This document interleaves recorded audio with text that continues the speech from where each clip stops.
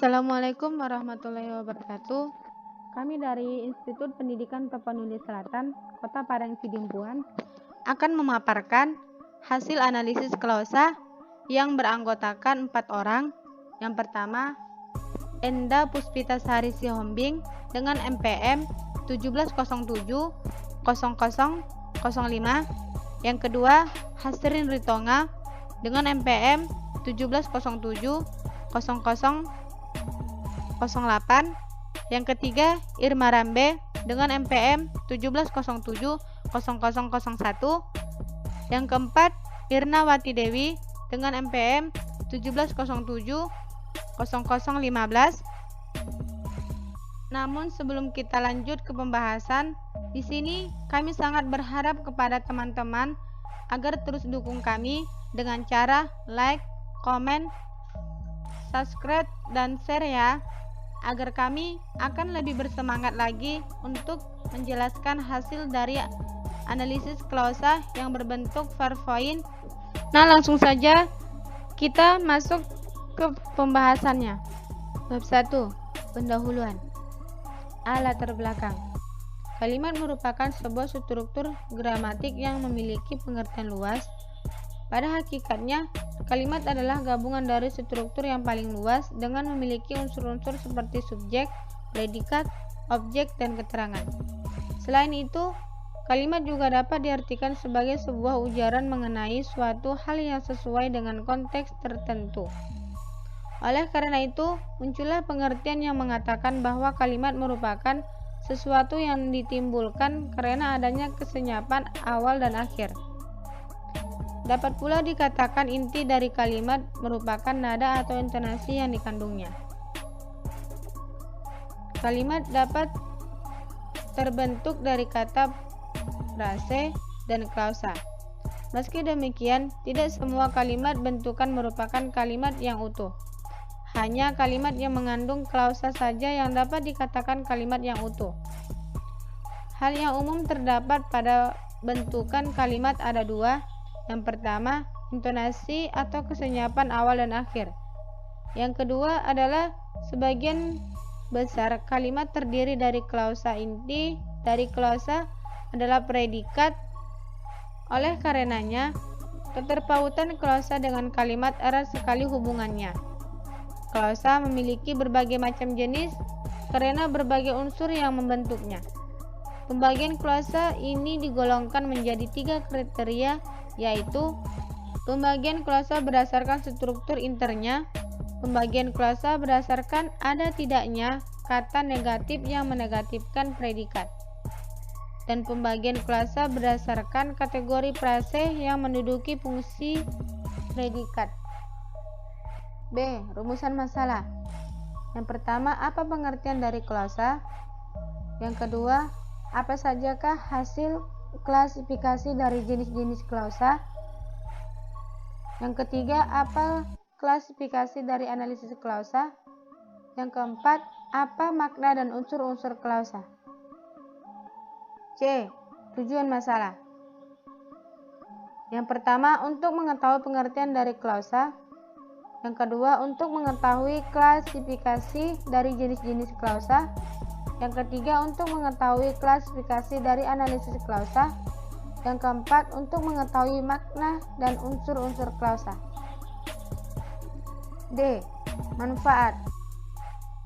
Yang pertama, bagi para peserta didik, dapat mengembangkan wawasan dan pengetahuan tentang klausa. Yang kedua, bagi guru, dengan adanya makalah ini dapat menambah pengetahuan yang akan dapat dijadikan sumber referensi untuk mengajar. Yang ketiga, bagi mahasiswa dapat dijadikan sebagai sumber menambah wawasan. Bab 2. Pembahasan. A. Hakikat klausa. Yang pertama, menurut Ramlan 2014 halaman 7 mengemukakan bahwa sintaksis adalah bagian atau cabang ilmu bahasa yang membicarakan seluk-beluk wacana, kalimat, klausa, dan frase. Yang kedua, menurut Striker dan Tarigan 2014 halaman 7 mengatakan bahwa sintaksis adalah telaah mengenai pola-pola yang diperlukan sebagai sarana untuk menghubung-hubungkan kata menjadi kalimat.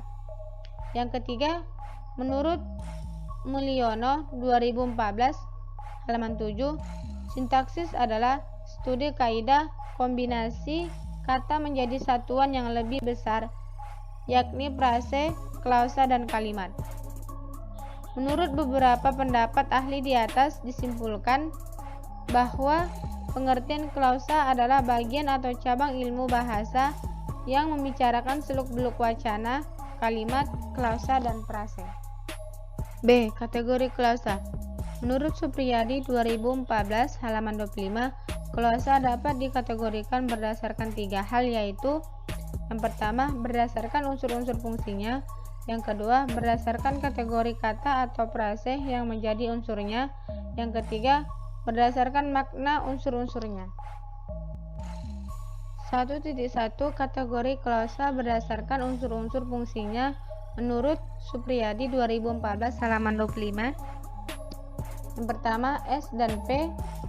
Yang kedua, O dan Pel. Yang ketiga, keterangan atau K. Sedangkan 2.1 Kategori klausa berdasarkan kategori kata atau frase yang menjadi unsurnya menurut Supriyadi 2014 halaman 31. Yang pertama, S atau VN. Yang kedua, P atau FN,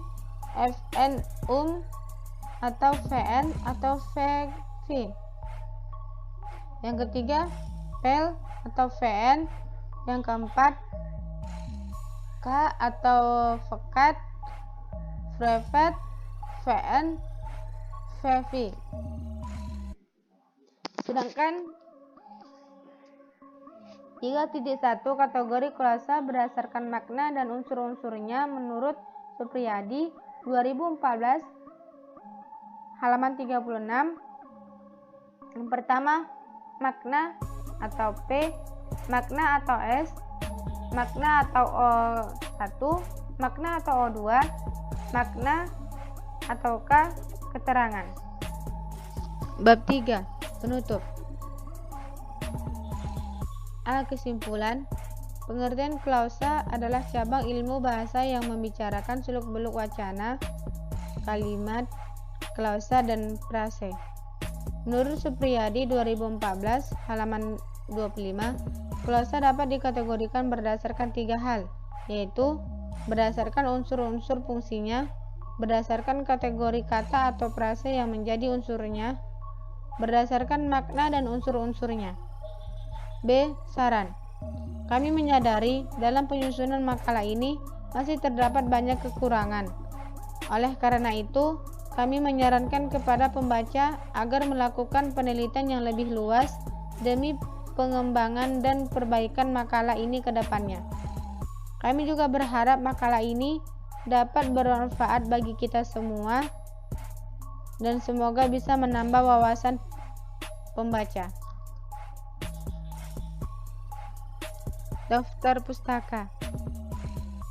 Supriyadi 2014 Sintaksis Bahasa Indonesia, Kota Gorontalo, UNG Press.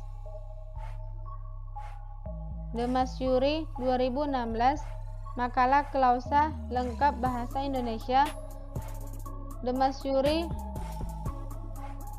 blogspot.com, diakses tanggal 9 Mei 2016.